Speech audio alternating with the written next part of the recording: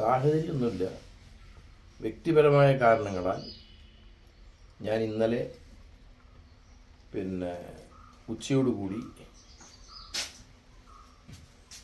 കോർപ്പറേഷൻ്റെ ചെയർമാൻ സ്ഥാനത്തു നിന്നുള്ള രാജി ഔദ്യോഗികമായി സമർപ്പിച്ചു.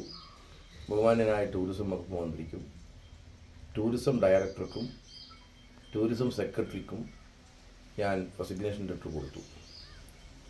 അത് KTDCയുടെ ചെയർമാൻ സ്ഥാനത്ത് നിന്ന് മാത്രമുള്ള രാജിയാണ്. അതിൻ്റെ അർത്ഥം KTDCയും പാർട്ടിയും തമ്മിൽ ബന്ധമൊന്നുമില്ല. പാർട്ടി മെമ്പറായിട്ട് ഞാൻ തുടരുകയാണിപ്പോൾ. ട്രേഡ് യൂണിയൻ രംഗത്ത് ഞാൻ പ്രവർത്തിക്കുന്നുണ്ട്. എൻ്റെ രാജിക്കത്തിൽ പ്രത്യേകം പരാമർശിച്ചൊരു കാര്യം, എൻ്റെ സ്വമനസ്സാലെ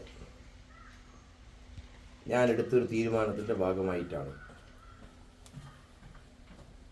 ഈ രാജി ഉണ്ടായത്, രാജി കൊടുക്കാൻ ഞാൻ തീരുമാനിച്ചത്, രാജി കൊടുത്തത്. എന്നാൽ 5 വർഷക്കാലത്തെ KTDCയിലുള്ള എൻ്റെ അനുഭവങ്ങൾ ഒരിക്കലും വിസ്മരിക്കാൻ സാധിക്കില്ല.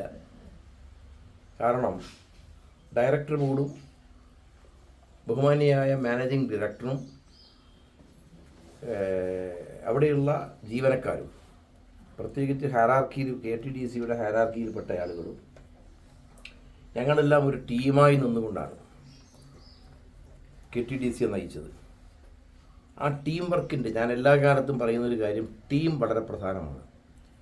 ആ ടീം വർക്കിൻ്റെ ഏറ്റവും പ്രധാനപ്പെട്ട ഒരു ഗുണമാണ് കഴിഞ്ഞ നിരവധി വർഷങ്ങൾ, 10-15 കൊല്ലങ്ങൾക്കിപ്പുറം ഇതാദ്യമായി KTDC തുടർച്ചയായി 2 വർഷങ്ങളിൽ പ്രോഫിറ്റിലായി, ലാഭത്തിലായി.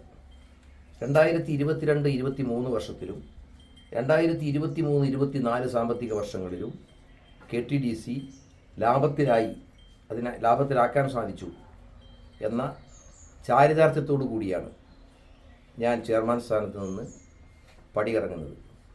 സ്വാഭാവികമായും ഏറ്റവും അടുത്ത് നിന്നിരുന്നൊരു ടീമിൻ്റെ ഭാഗമായി ഉള്ള പ്രവർത്തനത്തിനിടയിൽ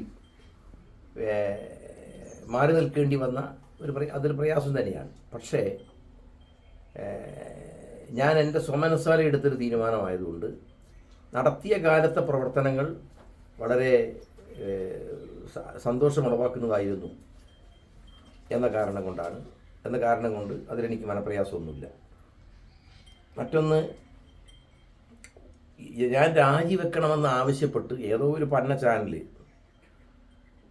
ഏതോ ഒരു വൃത്തികെട്ടവൻ്റെ ചാനൽ, അവനെ കണ്ടാലേ എനിക്ക് ദേഷ്യമാണ്.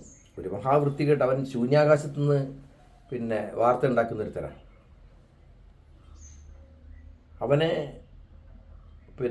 അവൻ കൊടുത്ത കാര്യമൊന്നുമല്ല, ഇതൊരു നിർദ്ദേശപ്രകാരമാണ്. ആരുടെയും നിർദ്ദേശം ഉണ്ടായിട്ടില്ല.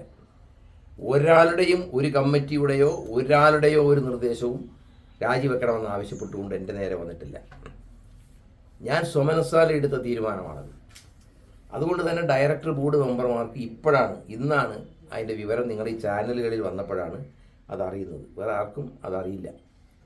പിന്നെയാണ് ഇപ്പോൾ ഇതെല്ലാവരും അറിയാൻ തുടങ്ങിയത്. പിന്നെ അവൻ കഥയുണ്ടാക്കിയിട്ടുണ്ട്. UDF ആയിട്ടുള്ള ചർച്ചയുടെ തീരുമാനം ഞാൻ തീരുമാനത്തിൻ്റെ ഭാഗമായിട്ടാണ്. UDF ആയിട്ട് ഞാൻ ചർച്ച നടത്തിയിട്ടില്ല. UDF ഞാനുമായിട്ട് ചർച്ച ചെയ്തിട്ടില്ല. സ്ഥാനാർത്ഥിത്വം സംബന്ധിച്ചൊന്നും ഈ നിമിഷം വരെ ഞാനൊരു ആലോചനയും നടത്തിയിട്ടില്ല. എൻ്റെ അജണ്ടയിൽ ഇപ്പോൾ സ്ഥാനാർത്ഥിത്വവുമായി, തെരഞ്ഞെടുപ്പുമായി ബന്ധപ്പെട്ടുകൊണ്ടുള്ള പ്രശ്നം എൻ്റെ മുമ്പിലില്ല.